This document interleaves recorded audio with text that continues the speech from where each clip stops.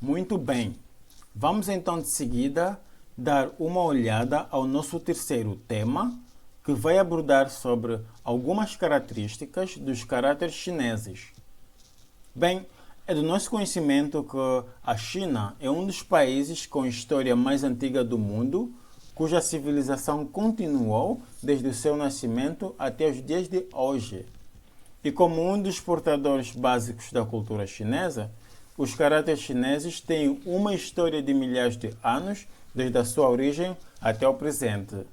E estes que possuem diversas características que os fazem muito especial e até mesmo que os fazem diferente da escrita de outras línguas. Vamos então de seguida ver a primeira característica, não é? Que diz que existe originalmente uma certa lógica entre as formas e os tons dos caracteres chineses. Né? E de seguida vamos ver um pouco mais sobre essas mesmas lógicas.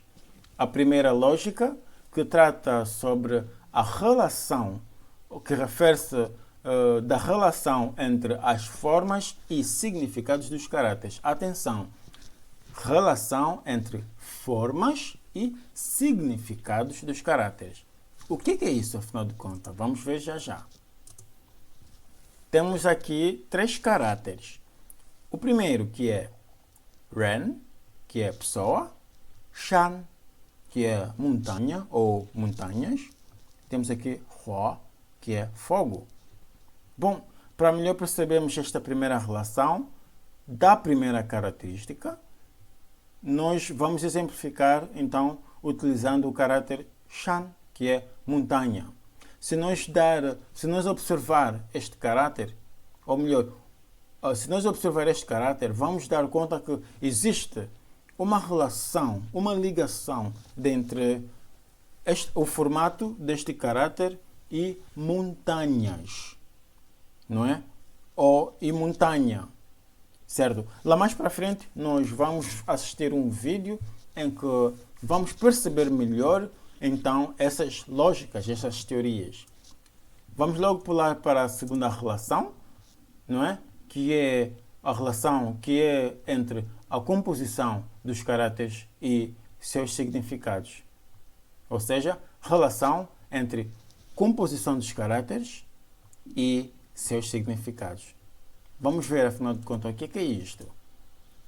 Temos aqui, de igual modo, 3 caracteres. O primeiro que é Lin, o segundo que é Kan, o terceiro que é Cong. Para melhor percebermos esta segunda relação, nós vamos exemplificar utilizando o primeiro caráter Lin, que significa floresta. Bom, aqui é necessário realçar que este caráter está composto, não é? Ele é composto por 2 partes, a parte à esquerda e a parte à direita, não é? E acontece que esta parte por si só também é um caráter que lê-se Mu, não é? Que significa, isso é muito importante, que significa árvore. Mun, não é? E acontece que esse mesmo caráter é o mesmo que temos aqui. Ou seja, este caráter junto, não é? Juntado a ele mesmo, forma um caráter, que é este o caráter Lin, que significa floresta. E nós acabamos de ver que Mun, só este caráter aqui, significa árvore. Eu acho que aqui já conseguimos ver, já temos uma luz da relação entre a composição deste caráter com o seu significado. Ou seja, árvore, né? Mais uma árvore que dá numa floresta. Ou seja, numa palavra mais terra a terra, nós sabemos que uma floresta não é composta só por uma árvore, é composta por muitas árvores. Então, é essa aqui a lógica, a ideia, a relação que existe entre a composição deste caráter e o seu significado. Certo.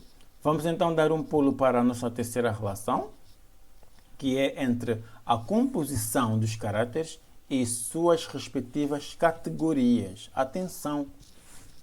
Composição dos caracteres e suas respectivas categorias. Nós aqui falamos da composição dos caracteres, da relação da composição dos caracteres e seus significados, não é? E seus significados. Aqui estamos a tratar da relação da relação entre composição dos caracteres e suas respectivas categorias. O que é isso, afinal de contas? Vamos ver já. Nós aqui, de igual modo, temos 3 caracteres, não é? Temos aqui o primeiro caráter, Ho, o segundo caráter, Jiang, o terceiro caráter, Hu, não é? E se nós dar uma olhada aqui, antes de mais, Ho, que significa rio, Jiang, que significa lago ou lagoa, Hu, do mesmo modo, significa lago ou lagoa, podemos assim dizer. E se nós observar esses 3 caracteres, nós vamos ver que existe algo em comum dentre eles, que na verdade é esta parte lateral desses 3 caracteres. Ou seja, vou chamar ele de símbolo. Este símbolo aqui, que está composto por 3 traços. 1, 2 e este longo, não é? Pois, é isto e que é mesmo este que temos aqui neste caráter também, e que é mesmo também este símbolo aqui, ó. E que é mesmo este símbolo aqui. Mas agora, o que é que acontece? Aonde é que queremos chegar? Este símbolo, esta simbologia, ou melhor, este símbolo aqui, ele nos diz ou mostra, não é, que o caráter em que ele estiver está relacionado à água. Ou seja, este símbolo pode-se compreender assim. Este símbolo é símbolo de água. E se estiver ligado, se for composição de um outro caráter, então este caráter está relacionado, ele relaciona o caráter à água. E nós aqui acabamos de ver então o significado de cada um desses caráteres. Em suma, resumindo, o que esta relação quer nos dizer? O que tem a ver? O que acabamos de explicar aqui, o que tem a ver com esta relação, afinal de contas? Ela nos fala da composição dos caráteres com as suas respectivas categorias. E nós aqui acabamos de ver que este caráter é de categoria de água. Este também. Por quê? Como é que demos conta? Devido à sua lateral, devido a este símbolo que temos aqui. Ou seja, quando te deparares ou nos depararmos com caráteres que sejam constituídos por este símbolo, então este caráter nós podemos ter uma noção da categoria deste caráter. Então este caráter deve ter a ver, o significado deste caráter deve ter a ver com água, deve ter algo a ver com água, certo? Ele nos ajuda, não é, a saber a categoria, então, deste caráter, do tal caráter. Esta é a função desta relação, ou seja, é a lógica desta relação. Bom, de seguida,